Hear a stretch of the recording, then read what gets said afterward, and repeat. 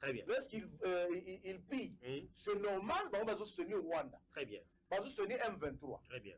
Vous comprenez? Très bien. Mais, c'est très critique vis-à-vis du gouvernement. Le même gouvernement a bien révélé dernièrement que la diocèse et l'église catholique a 47 millions de dollars.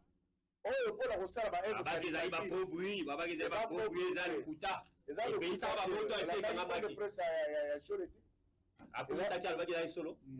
alors ils ont solo malobi que ils ont 47 millions de on va passer une dame. Mais elle reconnaît déjà. Et puis azui avion na lambara kaka à Ketine Équateur en fait à Biko comme ba otonga, on a bon wala bilo ba otonga ngo. Mais alors que bino bozo critiquer gouvernement réunion peuple social inzala pasi. Mais or bozo zombongo pour aider mon contribuable dans le secteur social pour aider les jeunes va s'épanouir, va à bloquer au salarié, va qu'il ne le pose. Et vous ne le faites pas. Mais entre temps, vous êtes trop critique vis-à-vis du gouvernement, vis-à-vis du chef de l'État. Très bien. Mais non, mon plus grand problème, c'est celui-ci. Allez-y. Quand vous avez déjà une position vis-à-vis d'une personne, vous allez supporter. Hein? Mais vous venez avec un projet d'épée vis-à-vis à Moutouana. Qu'est-ce que vous cherchez en cachette? Vous cherchez en cachette, on comprend qu'il y a un plan caché. Oh, et ça normal. Mais non,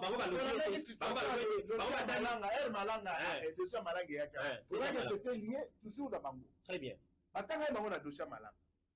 Donc c'est pour te dire que mais par exemple une mission moko ya kolukaka kape Kagame loko azowangara le visa la faire ba congolais il y a autre koloka assemblée ba comme déjà Goma. Mais la plus grande question qu'on doit se poser c'est allez-y, peuple congolais. Est-ce que le pays n'a pas allé attaquer? Hein? Ou bien c'est une rébellion à l'intérieur et en bon à la puissance des Arosas. Très bien. Si c'est une rébellion, la présence de Kagame, hein? La présence de Baonio soit un Bango, ils ont justifié comment? Si c'est une rébellion. Très bien. Vous comprenez? Très bien. C'est-à-dire, là où moi je m'insurge, on a ça contre, content, c'est que Moutoutou, la planète, Dieu se dit que nous sommes agressés par l'extérieur. Très bien. Mais il faut que les gens soient payés dans la table et tout ça. Mais c'est pour balkaniser le pays. C'est pour balkaniser le pays. Parce que lorsqu'ils vont venir, il y a mis sur la format, il y a accord à CNDP à 2009, le 3 mars 2009, que non. Après ça, 43%, après ça, commandement dans le Nord Kivu, 39% dans la Sud Kivu. Après ça, et pas déclaré un saison sinistré avec l'autonomie de gestion fiscale et financière. Donc, un État dans un État. Après ça, Rwandais. Après ça, sécurité. Il y a des frontières en termes de renseignement.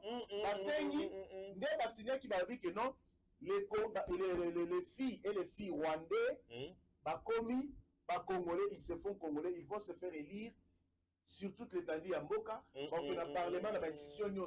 C'est ça ce que vous voulez. C'est la mission. Mais c'est ça la mission. Papa. Même les abbés sont derrière. Les moupés, mon frère, les bisanga. Elle bat bozola que non, batwana baya. Parce que elle kuna. Au moment où on compte à Bunagana, on compte à Goma, bakuta na batwana nyonso à l'aise parce que la mission qui porte c'est la mission baté. Non, attends bambuna bazali sur rebelle azamu pour ça les confiance. Ils ont bombardé une église. Si. Ils ont bombardé le camp de déplacés. Tout. Les gens sans force. Est-ce que biloko wana nyonso na toko réfléchir à Kamukete?